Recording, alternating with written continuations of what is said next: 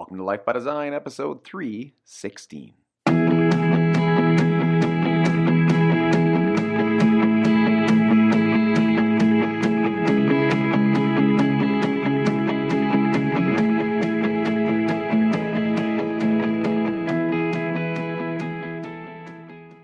Welcome to Life by Design. I'm your host, Dr. Kresimir Jug, and because I'm away this week, I am not joined by Dr. Jamie Richards. Schedule, getting busy. But today, if I had to, it's funny, I'm always saying this or thinking about this, but if I'm looking back over my life, I'm going to be 40 this year, and if I'm looking back over the past 20 years, and I had to, pick two or three, debatably even the one thing, and I know that sounds so cliche and dramatic, but it's true. If I had to pick like the one thing that I did that really started to propel my life in the direction of happiness, peace, calmness, integrity, all the traits that we would consider really good human being traits, it would be, and this is going to sound completely the opposite of what we're told in the world today, but it would be realizing that my ego and your ego is not the problem, and it's definitely not the enemy like we're being taught that it is today. And listen, I understand if you've been listening along to the show for quite some time, that's not going to surprise you that we're saying that. If you're new to the show, that might sound shocking and you might disagree, and that's completely okay. Stick around to see what I chat about because maybe it'll resonate with you. Either way, I'm just asking for the benefit of the doubt to at least listen to what I have to say. So, every once in a while, and it's the reason I'm recording this today is it just seems like lately, as I'm scrolling through, my newspaper, also known as Facebook or Instagram or whatever the social media feed that I'm checking, I'll see quotes like, "A bad day for your ego is a good day for your soul," or "When your ego is lost, limit is lost, then you become infinite, kind, and beautiful." And I get where that's coming from, but I don't agree with it. And it's funny, I've developed, and I think you should too, when words get thrown around like that, I think it's important that we start with defining what the words actually mean. And when I read quotes about the ego, I'll often read things like, that'll say the ego is bad and the soul is good, or love conquers all. And, you can't talk about individual traits like love, respect, pride. Those are all qualities of the ego. You need to be an individual conscious of yourself in order to feel those emotions or in order to be able to produce those emotions. So those things depend on the ego, so it's contradictory. I know trust me, I'm going to get to some concrete, solid stuff in a little bit, but it just always rubs me the wrong way when, you're telling people to love, or the message is that you should be loving, but you need your ego to love, right? Love is a response to values, which again, you need yourself or your ego. So let me define the terms for you. For me, the ego is you. Is the part of you that is uniquely you. Whether I've also heard it called your mind, there's this idea versus the mind versus the brain, which is, of course, I think those are two very distinct different things. Consciousness, soul, anything, it's the part of you that's you. It's the part of you that's your personality. It's the part of you that is responsible for your characteristics, your personality, your thoughts, your decisions, your rational brain, whatever it is. I think these things are all the same thing. So, and it's just funny when you start to look at it that way, like your ego is responsible for judging. And I'm not really sure, I have some ideas. I don't know if they're the right ideas, but this is part of human nature. So every human being has an ego, has a part of them that's them. And this is our tool for navigating the world around us. It's the part that makes us unique, and it's the part that's responsible for all the great things that human beings have done. Unfortunately, and this is where we need to have a conversation, it's also partially responsible for all the bad things that humans have done. But let's take a look at a bear, for example. So we know that a bear lives in the wild. We know that a bear has a certain nature, and it requires every part of its nature in order to survive. So bears have claws, they have sharp teeth, they're good hunters, they're very fast in the short term. If you took any one of those things away from a bear, if you took away a bear's claws, if you took away its hunting potential, if you took away its sharp teeth, it would die because you've altered its nature, and now it would be unable to survive. And the same thing is true with us human beings. If we start taking away, the way that we take it away is we start vilifying it. So if we start vilifying the ego, if we start saying that the ego is bad, and of course the ego is linked with any type of selfishness, whether you're making decisions for yourself, obviously it's bad. And every time you make a decision for somebody else, or you care about somebody else, then it's a good decision, because of course humans by their nature, some people believe, are just awful and they'd want to hurt somebody if they had the chance. Whereas, most human beings would want to do good and help other people because it would help them benefit. But all these things are tied to the ego, and all the good things are tied to, looking out for other people. And of course, I don't agree with that.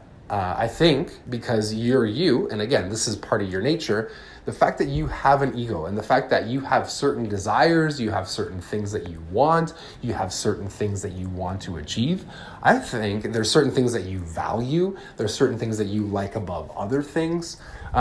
This is the purpose of your life. This is where your life starts to get really exciting and really fun when you say no to the things that maybe are pushed on you culturally or pushed on you from your family, and you start to pursue the things that you're passionate about, that you're selfish about, that your ego wants. And now there's a couple important distinctions here. Just because you want it, and of course this is what always gets lumped into this discussion with the ego, is the only way, and here's the false dichotomy, is that people assume that the only way for you to get what you want is for you to be mean, is for you to harm other people, is for you to step over other people. It's assuming that for you to win, there has to be a loser somewhere. And thankfully, if done properly, the world doesn't obey those laws. It doesn't work like that. There's not a limited pie.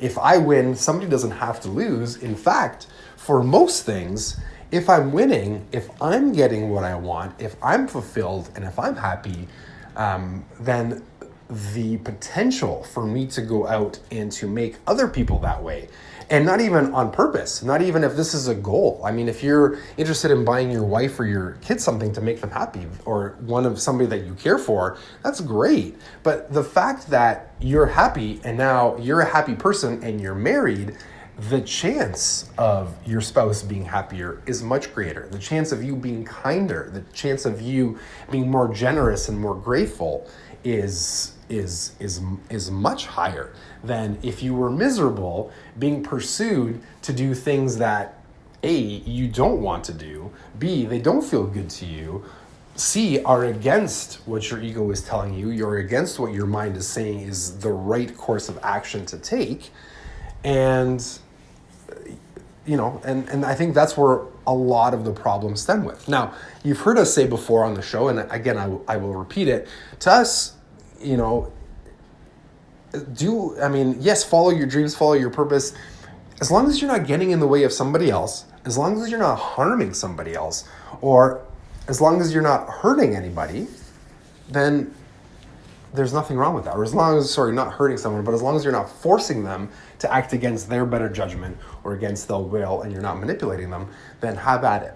So I don't really understand, I have some ideas, why the ego is getting a bad rap. I think, and this is just personal, it's hard to collect data on these types of things, but generally I think when it comes to these types of conversations in society, we'll give lip service to freedom, and we'll give lip service to independent thinking and the person who's an individualist, the one that sets out in pursuit of what's actually important to them. And, we'll pretend to cheer them on, but I really deep down inside think most people are scared of that human being. I think most people do not like people who think for themselves, who think differently from the group. And you don't have to look much farther than social media. Again, I love social media. I love it for many reasons, one of which is I personally believe that social media is an exposer of the type of people that most humans are. And you can see when there's people who do things that are outside of the cultural norm.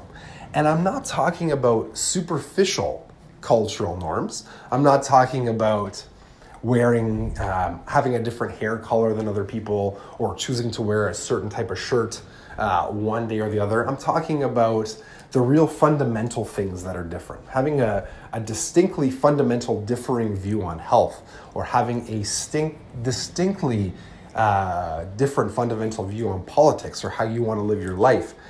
That's not accepted.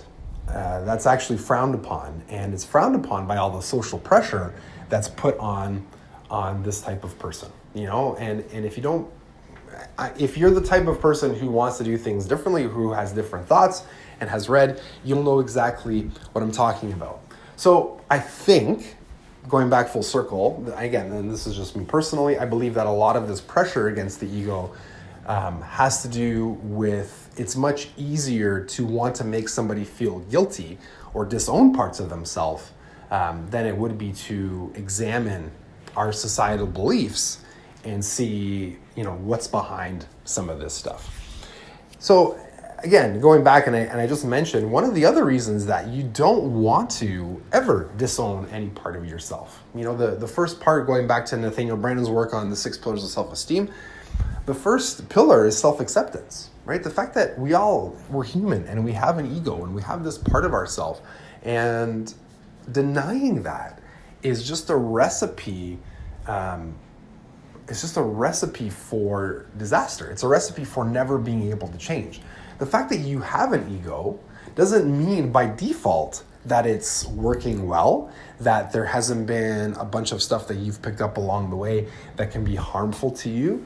Doesn't mean that there aren't some things that you need to work on to develop proper self-esteem and proper self-confidence, and appropriate goals, and all those things become impossible because you're unwilling to accept the fact that you have an ego.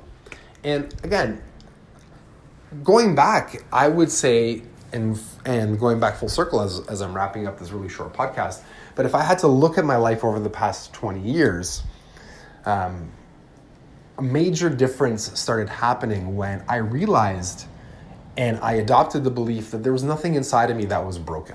I mean, yes, there were things that could be working a lot better, but there's nothing in me that's inherently bad or evil or vicious. I'm a human being. I have all the parts that other people do, starting with that acceptance and understanding that I am different, and there's parts of me that are unique and individual from other people, which means that I think differently, I choose differently. Of course I can be influenced like everybody else can. I have different desires, and all those things are okay.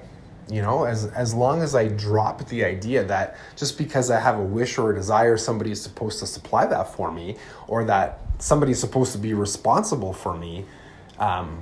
Once those things left and I realized that it was up to me to create the life that I wanted, and that my ego and my ability to think and reason, or my mind, were the central players in me achieving all those things, my life got a whole lot better.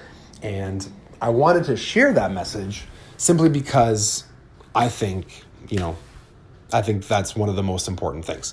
So if you're interested in learning more about this, go to the show notes page, guys, lifebydesign.com/podcast. You'll see the episode there. And in the show notes, you can pick up the Think by Design manual, which is free. And you can also join the Think by Design 30-day challenge, again, which is also free. It's all there for you. We would always like to hear some of your feedback. And Enjoy the rest of your week. Enjoy the drive to 1 million families worldwide, living life by design.